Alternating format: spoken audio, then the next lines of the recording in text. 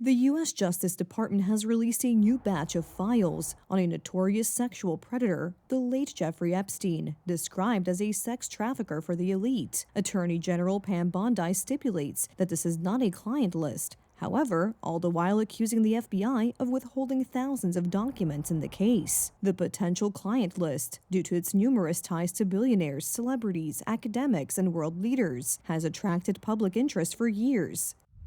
The Justice Department is delivering on President Trump's commitment to transparency and exposing the disgusting activities of Jeffrey Epstein and his associates. The Attorney General has ordered the new FBI director to investigate why the Bureau hid thousands of documents from her related to the case. In her letter, she wrote that before the FBI's leadership change, she requested the complete files related to Epstein, and that in response, she was sent some 200 pages, consisting mainly of flight logs, Epstein's contacts, and the names and phone numbers of the victims, claiming that was all.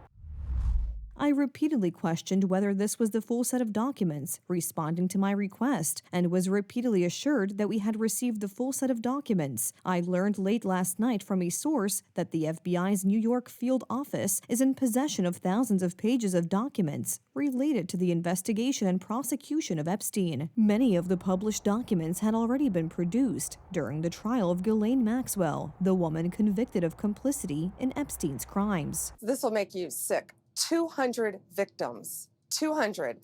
So we have over 250 actually. So we have to make sure that their identity is protected. Epstein's criminal procedure consisted of creating a human trafficking network in which he recruited and sexually exploited young women and underage girls, some as young as 14. Epstein and his associates, including Ghislaine Maxwell, recruited victims under the guise of offering them jobs as masseuses. Every piece of information is like putting a puzzle together.